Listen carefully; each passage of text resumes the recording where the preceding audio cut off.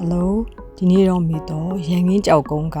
လက်မှုပစ္စည်းလေးတွေပြည်တွင်းပြထုတ်ကုန်လေးတွေတနေရာရဲစုံလုံးလင်းရနိုင်တဲ့ Amazing Great ဆိုင်လေးကိုရောက်ခဲ့ပါတယ်။မေတော့ဒီဆိုင်လေးကိုအဓိကလာရတဲ့အကြောင်းရင်းကတော့ဒီဆိုင်မှာရောင်းချပေးတဲ့လက်မှုပစ္စည်းလေးရပါတော့။မတန်ဆွမ်းသူတွေနောက်အမျိုးသမီးတွေရဲ့ဖန်တီးမှုလက်ရာတွေဖြစ်တာကြောင့်မေတော့စိတ်ဝင်စားပြီးရောက်လာခဲ့တာပါ။ဒီမှာကလေ Upcycle accessory လေးအများကြီးရှိတယ်ပေါ့နော်။ဒီဆွဲကြိုးလေးတွေဆိုရင်ပိတ်စဖြတ်စတွေနောက်ပဒီလုံးလေးတွေနောက်အသုံးမလို့တော့တဲ့သတင်းစာကြားနဲ့မဂ္ဂဇင်းစာရွက်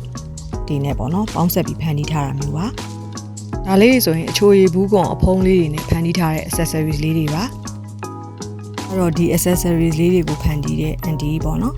anti ဆိုရင်ခြေထောက်တစ်ဖက်ပေါ့နော်တိတ်မတန်ဘူးဒါပေမဲ့ anti ရဲ့လက်ရာတွေကတော့မြေတော်တို့တကယ်ကိုအံ့ဩစရာသဘောကျစရာဖြစ်ခဲ့ပါတယ်ဘာလို့လဲဆိုတော့သူဖန်တီးရဲ့ nugget ကလေးတွေရောနောက်အခြားဆွဲကြိုးတွေ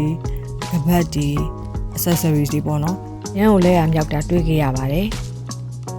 တကယ်လေးဆိုငါးပြားစီလေးနဲ့ပလဲလေးနဲ့ကိုတွဲပြီးတော့နှဆွဲလေးလုပ်ထားတာပေါ့နော်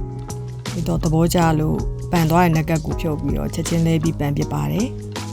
ဆွဲကြိုးလေးဆိုလဲ magazine paper တွေနဲ့ဖန်တီးထားတဲ့ဆွဲကြိုးလေးပေါ့နော်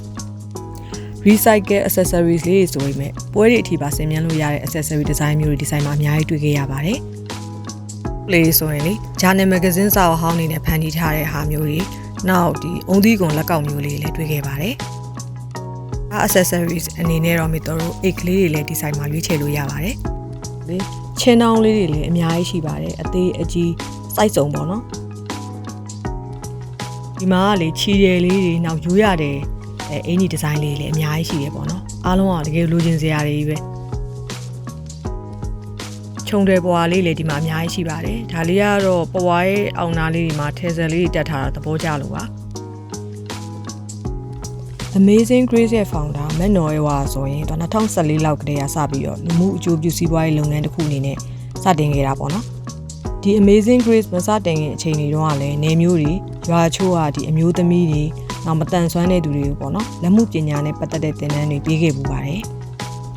ဒီလက်မှုပညာနဲ့အလုပ်ကိုင်ခွင့်လန်းတွေဘလို့ဖန်တီးနိုင်တယ်ဘလို့ဝင်ငွေတိုးပွားအောင်လှုပ်ဆောင်နိုင်တယ်ဆိုတာကိုသူကသိစေခဲ့တယ်လို့မျိုး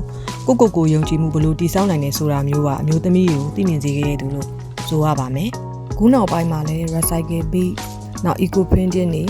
နောက်ထဲဆွဲအကြောင်းပေါ့နော် workshop လေးတွေလည်းသူတက်နိုင်တယ်လို့ဆက်လက်လုပ်ပြီးနေတာတွေ့ရပါတယ်အဲ့တော့ဒီ Amazing Grace ကိုလာပြီးတော့ shopping train နဲ့ကိုနေထိုင်ရာကိုပတ်ဝန်းကျင်မှာ sustainable environment ဖြစ်လာဖို့ဘလို့ပြန်လဲအသုံးချရမယ်ဆိုတာသိသွားပြီပေါ့နော်ဘလော့လေးရတော့လောက်ပါပဲချစ်တယ်